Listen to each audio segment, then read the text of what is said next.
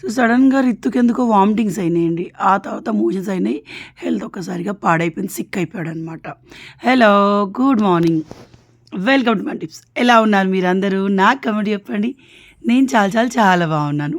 So ఇది night తీసిన blog night late night అనమాట, సాటర్డే రోజు. తర్వాత ఇది సండే మార్నింగ్ అనమాట. సో రితు సడన్గా మంచిగా అనిపించట్లేదు వానికి. అది చూడండి, ఇట్లా హెవెన్ అండి ఈ ఫీలింగ్. పిల్లలు పెద్దగా ఇట్లా మనతో ఉండరు కదండి. తర్వాత నైట్ ఇది చున్నీ కప్పెట్టాను కదా కడిగేసి. సో అవి ఆల్మోస్ట్ ఆరినాయి. ఇవైతే డైరెక్ట్ నేను డీ ఫ్రిడ్జ్లో పెట్టేస్తాను. బ్లాక్ గ్రేప్స్ డైరెక్ట్గా మనం జ్యూస్ చేసుకోవచ్చు. సో తేజు చాలా యాక్టివిటీస్ చేస్తాడు. అవి చూడండి, ఫ్లోరీస్ లాగా వాడుతున్నాడు. తేజు చాలా యాక్టివిటీస్ చేస్తాడు. అండ్ ఎస్, డాక్టర్ కూడా చెప్పారు ఈ సర్జరీ తర్వాత కొంచెం పిల్లలు వెయిట్ గెయిన్ అవుతారు. అండ్ నాకు తెలిసిన వాళ్ళ పిల్లలకి సర్జరీ అయిన వాళ్ళు కూడా బాగానే వెయిట్ గెయిన్ అయ్యారు. సో ఇంకా ఈ సమ్మర్లో వాడి మీద కాన్సన్ట్రేషన్ పెట్టాలి. కానీ పిల్లల్ని మనం ఊకే నువ్వు లావు ఉన్నావు ఇట్లా చెయ్యి అట్లా చెయ్యి అనలేము కదా. వాడు నా కొడుకు, ఎట్లనో నాకు బంగారమే. కానీ వాడితో యాక్టివిటీస్ చేపిస్తామండి. అండ్ నైట్ వాడు ఫుడ్లో ఎక్కువ శాతం దోశలే తింటాడు, తక్కువనే తినడం కూడా.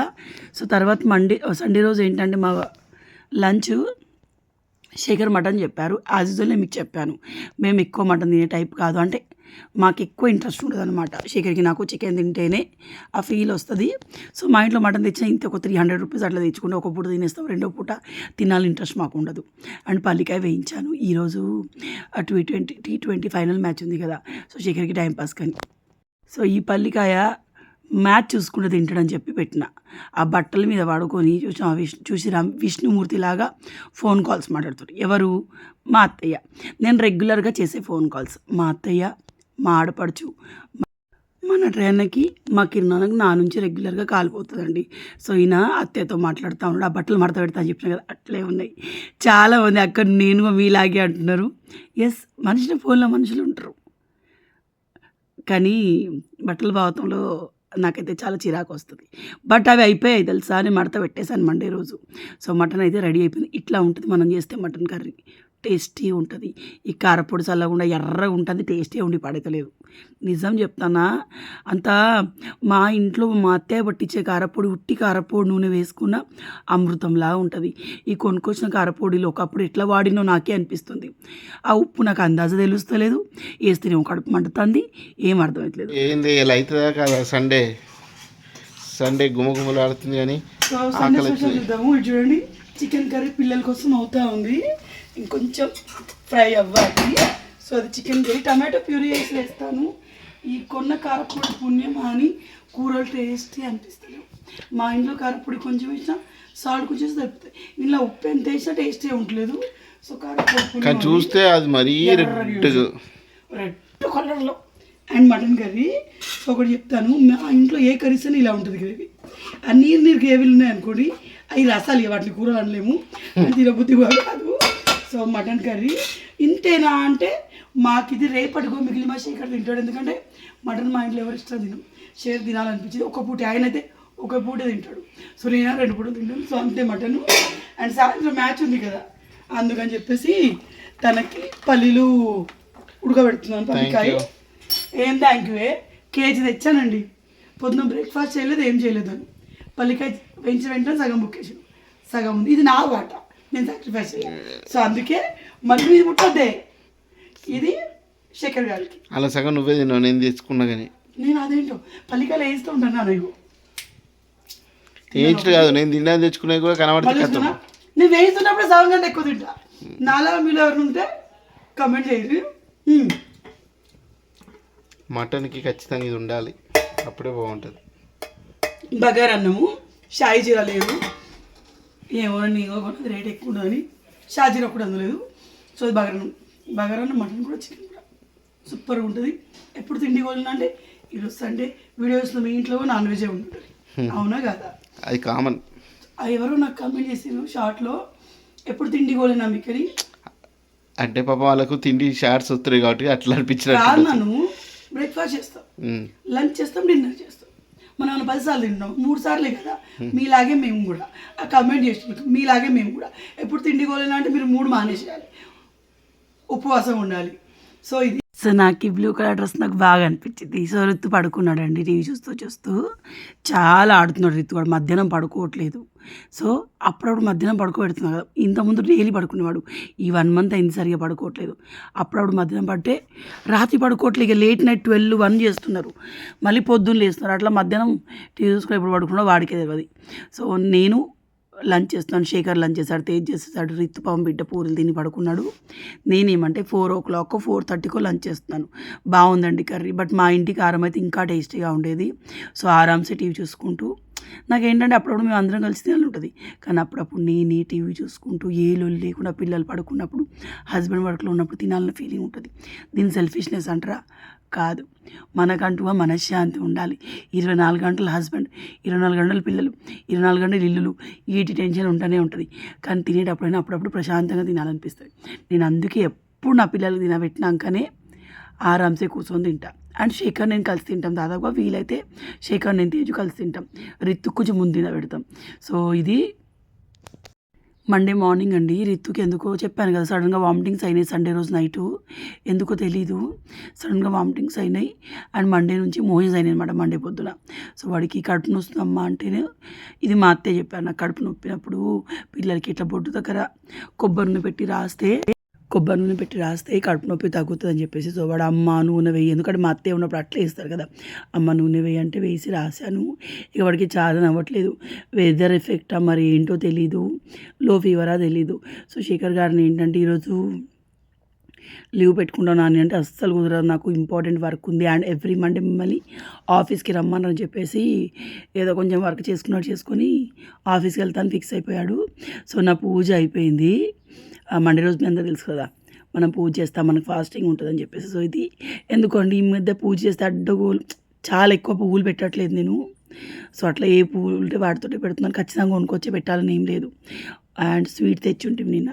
సో నాకు ఈ మధ్య వాయిస్ సరిగా రాదని చెప్పి ఎక్కడికైనా పోతే స్వీట్ నేను తింటలేను. కానీ ఎన్ని రోజులు నన్ను మీరు ఆపేయలేరు స్వీట్ తినకుండా. మొన్నైతే తాగుబోతోళ్ళు బార్ ముందటను మందు షాప్ ముందటను ఉండి మరీ కంట్రోల్ చేసుకున్న ఫీలింగ్ వచ్చింది నాకే. అమ్మ ఏదైనా అలవాటు ఉంటే ఇంత ఉంటుందా, ఎప్పుడు స్వీట్ తిందామో అలా పక్కన నోట్లో వేసుకుందాం అని ఫీలింగ్ ఉండి నాకు. ఫైనలీ సండే ఈవినింగ్ బయటికి వెళ్ళినప్పుడు తెచ్చేసుకున్నానండి.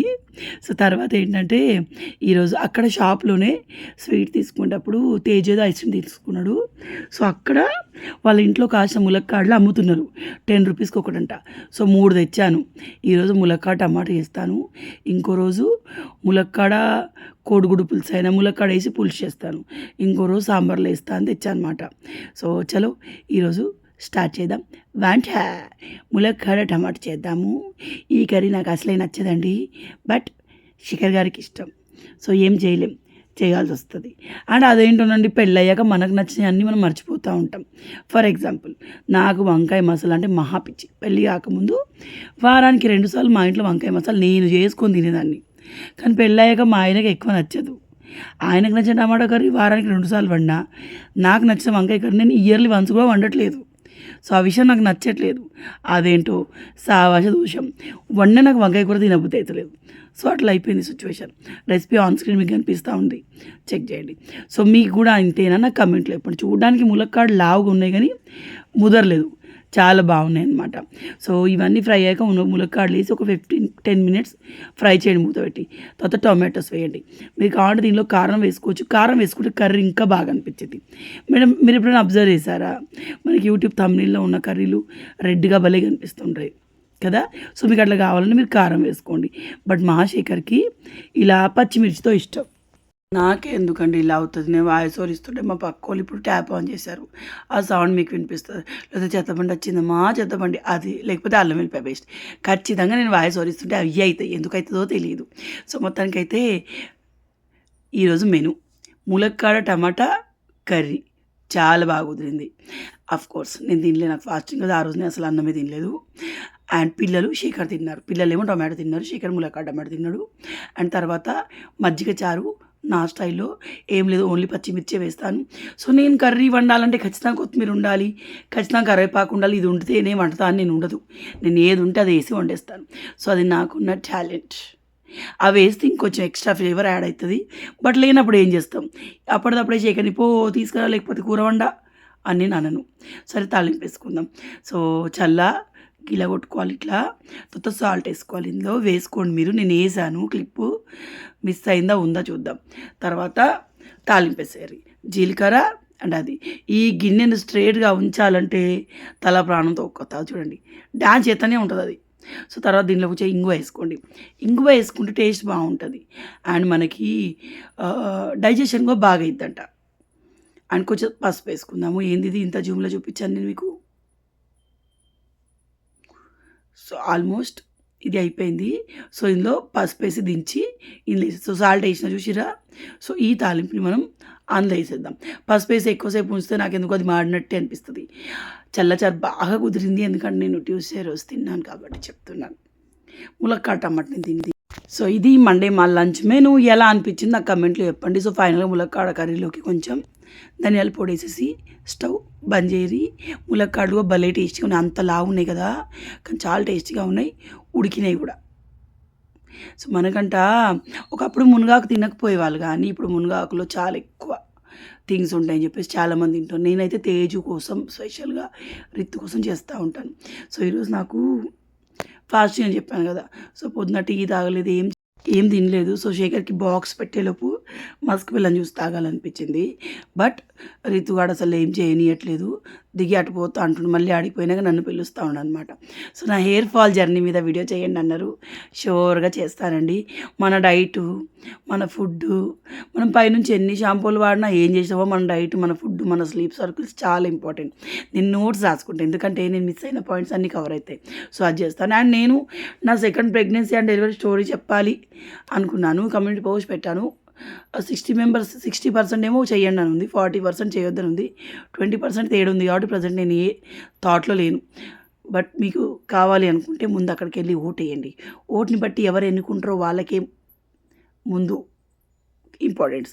సో శేఖర్ గారు ఇంకా ఆఫీస్ ల్యాప్టాప్ నింపుకుంటున్నారు, ఇక వెళ్ళిపోతారు. ఈలోపు ఈయనకి నేను బాక్స్ పెట్టాలి. ఈ కార్స్ అండి మన తేజు చిన్నప్పుడు పంపించారు కొలాబరేషన్లో. తను ఎంత బాగుంటాయి తెలుసా, మెటాలిక్ కార్స్ చాలా బాగుంటాయి. సిరి టాయ్స్ కలెక్షన్ ఉంటుంది తన ఇన్స్టాగ్రామ్ పేజ్ అండి. మెటాలిక్ టాయ్స్ చాలా బాగుంటాయి.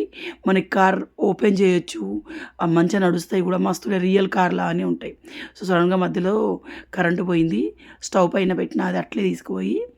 అండ్ ఇది ములక్కాడ కర్రీ, పైన కొత్తిమీర ఉంది కానీ పోవడానికి ఓపిక లేదు. ఎండకి వెళ్తే నాకు స్కిన్ రెడ్ అవుతుంది అండ్ హెడేక్ వస్తుంది. ఈ మధ్య నాకు మైగ్రేన్ స్టార్ట్ అయింది. సో బాక్స్ పెడదాం. ఈ బాక్స్లో అంతా బాగానే ఉంటుంది, హాట్ బాక్స్ లాగా ఉంటుంది, కానీ దీని మూత స్టీల్ అయితే బాగుండు, ప్లాస్టిక్ది. సో ఒక్క దాంట్లో రిగ్రెట్ ఫీలింగ్ అవుతా నేను. బట్ కొన్నిసార్లు పనికొస్తాను ఉంచుకోమంటారా పక్క పెట్టమంటారా కమెంట్లో చెప్పండి. సో తర్వాత కర్రీ పెట్టాను అండ్ మజ్జిగ చారు పెట్టేశాను. సో ఇది తన లంచ్ బాక్స్ రెడీ. పెరుగేం పెట్టట్లేదు సెపరేట్గా, ఎందుకంటే మజ్జిగ చారు తింటున్నారు కాబట్టి. సో లంచ్ బాక్స్ అయితే హస్బెండ్కి రెడీ అయిపోయింది. శేఖర్ చాలా రోజుల తర్వాత ఆఫీస్కి వెళ్ళడం. లాస్ట్ వీక్ ఏమో ఏదో పార్టీ ఉందని పిలిస్తే వెళ్ళారు. మళ్ళీ ఇప్పుడు ఈ వీక్ నుంచి ఎవ్రీ మండే కంపల్సరీ రమ్మంటున్నారు అనమాట. సో ఇన్ని రోజులు అయితే మొత్తం వర్క్ ఫ్రమ్ హోమే ఉండే.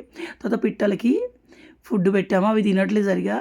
అంటే అన్నీ ఒకేసారి తింటే, ఏ పిట్ట చూస్తే అది వచ్చి తింటుంది. ఎంత తింటే అండి ఓకే ఇత్తు మరుతుగాడు పిట్టలకు ఫుడ్ వేసి చూడమ్మా అంటే చూపించాను మీకు. ఇక్కడ శేఖర్ గారు ఆఫీస్కి వెళ్ళడానికి రెడీ అయిపోయారు. సో వీళ్ళు ఏంటో తెలుసా అండి, ఎంతసేపు ఖాళీ ఉన్నంతసేపు ఏం గుర్తురావు. ఆఫీస్ ఫోన్పేలు డబ్బులు ఉన్నాయా, బ్యాగ్ పెట్టుకున్నానా, లంచ్ బాక్స్ పెట్టుకుని ఇవన్నీ చూస్తారు. సో మన గోరంటాకు చెట్టు ఒక్కసారికి సరిపోతుందండి. నేను